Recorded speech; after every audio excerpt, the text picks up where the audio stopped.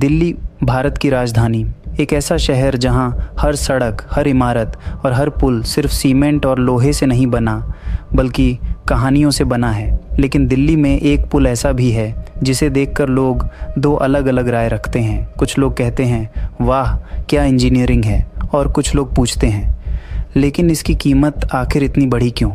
आज की कहानी किसी आम पुल की नहीं है, आज की कहानी है सिग्नेचर ब्रिज की। एक ऐसा प्रोजेक्ट जो दिल्ली की पहचान बनने वाला था, लेकिन समय के साथ यह इंजीनियरिंग से ज़्यादा सवालों की कहानी बन गया। और शायद सबसे बड़ा सवाल यह है, क्या यह पुल अपने वादों पर खरा उतरा या फिर यह जनता के पैसों से बना एक बहुत महंगा सपना था। 2000 के दशक की शुरुआत में दिल्ली तेज़ी से बदल रही थी, जनसंख्या बढ़ रही थी, गाड़ियाँ बढ़ रही थीं, नई कॉलोनियाँ बस रही थीं, लेकिन सड़कें उतनी तेज़ी से नहीं बढ़ रही थीं। यमुना नदी के इस हिस्से में लोगों की मुख्य उम्मीद था वजीराबाद पुल। हर दिन हज़ारों वाहन यहाँ से गुजरते थे, सुबह जाम, शाम जाम। कई लोगों के लिए यह रोज़मर्रा की परेशानी बन चुका था। समस्या साफ थी, दिल्ली को एक नए रास्ते की ज़रूरत थी। लेकिन अधिकारियों ने सिर्फ एक नया पुल बनाने के बारे में नहीं सोचा, उन्होंने कुछ और बड़ा सोच लिया, कुछ ऐसा जो ट्रैफिक भी कम करे और दिल्ली की पहचान भी बने।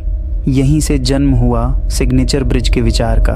दुनिया के कई शहर अपनी किसी खास संरचना से पहचाने जाते हैं। किसी शहर के पास टॉवर है, किसी के पास ओपेरा हाउस, किसी के पास ऐतिहासिक स्मारक। दिल्ली के पास पहले से लाल किला, इंडिया गेट और कुतुब मीनार जैसे प्रतीक थे। लेकिन आधुनिक दिल्ली के लिए एक नया प्रतीक बनाने की बात हो रही थी। एक ऐसा ढांचा जो दूर से दिखे, जो तस्वीरों में अलग लगे, जो लोगों का ध्यान खींचे, यानी एक पुल। लेकिन सिर्फ पुल नहीं, एक लैंडमार्क। और यही सोच आगे चलकर इस परियोजना की सबसे बड़ी ताकत भी बनी और सबसे बड़ी आलोचना भी। जब शुरुआती योजना तैयार हुई तो अनुमानित लागत लगभग 459 करोड़ रुपए बताई गई। उस समय लोगों को यह रकम बड़ी लगी, लेकिन असंभव नहीं। सरकारी परियोजनाओं में ऐसा खर्च असामान्य नहीं माना जाता। लोगों को उम्मीद थी कुछ सालों में पुल बन जाएगा, जाम कम होंगे, समय बचेगा और दिल्ली को एक नई पहचान मिलेगी। कागज़ों पर सब कुछ अच्छा लग रहा था, लेकिन असली दुनिया कागज़ों से अलग होती है। निर्माण शुरू हुआ, लोगों ने सोचा अब ज़्यादा इंतज़ार नहीं करना पड़ेगा। लेकिन फिर एक साल बीता, फिर दूसरा, फिर तीसरा, फिर चौथा, और धीरे धीरे लोगों को एहसास होने लगा कि यह प्रोजेक्ट उतना आसान नहीं है जितना शुरुआत में दिखाई दे रहा था। काम आगे बढ़ रहा था, लेकिन अपेक्षा से बहुत धीमी गति से। और हर गुजरते साल के साथ एक और चीज़ बढ़ रही थी, लागत। यही वह हिस्सा है जहां सिग्नेचर ब्रिज की कहानी सबसे ज़्यादा चर्चा में आती है। शुरुआती अनुमान लगभग 459 करोड़ रुपए, लेकिन अंतिम लागत 1500 करोड़ रुपए से भी ज़्यादा, यानी 3 गुना से अधिक। जब कोई परियोजना इतनी महंगी हो जाती है तो सवाल उठना स्वाभाविक है। क्या देरी इसकी वजह थी? क्या निर्माण सामग्री महंगी हो गई थी? क्या डिज़ाइन में बदलाव हुए? क्या प्रशासनिक समस्याएं थीं? या फिर इन सब कारणों का मिश्रण?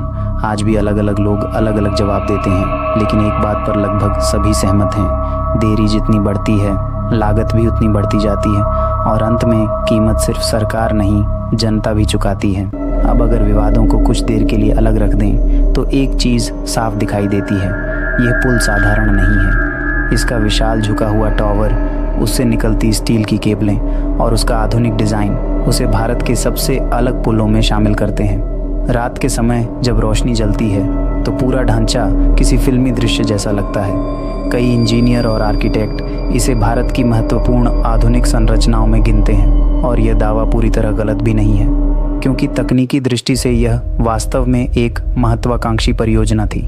लेकिन भारत में कोई बड़ा प्रोजेक्ट राजनीति से ज़्यादा देर तक दूर नहीं रह सकता। जैसे जैसे पुल पूरा होने के करीब आया, वैसे वैसे श्रेय की राजनीति भी शुरू हो गई। किसने शुरुआत की, किसने पैसा दिया, किसने काम पूरा कराया, उपलब्धि किसकी है, गलती किसकी है, इन सवालों पर वर्षों तक बहस होती रही।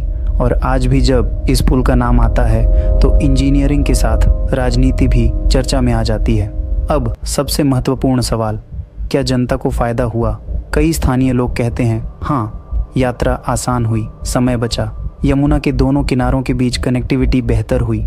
लेकिन दूसरी तरफ कुछ लोग कहते हैं फ़ायदा तो हुआ, लेकिन क्या इतना खर्च ज़रूरी था? क्या यही परिणाम कम लागत में हासिल नहीं किया जा सकता था? यहीं पर बहस दो हिस्सों में बंट जाती है।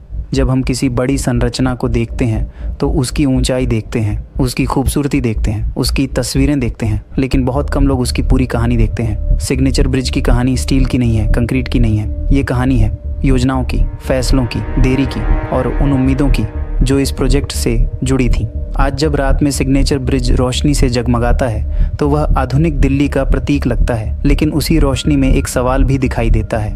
क्या यह इंजीनियरिंग की सफलता है? क्या यह राजनीति की कहानी है, या फिर जनता के पैसों से बना एक ऐसा सपना जिसकी कीमत उम्मीद से कहीं ज्यादा बढ़ गई?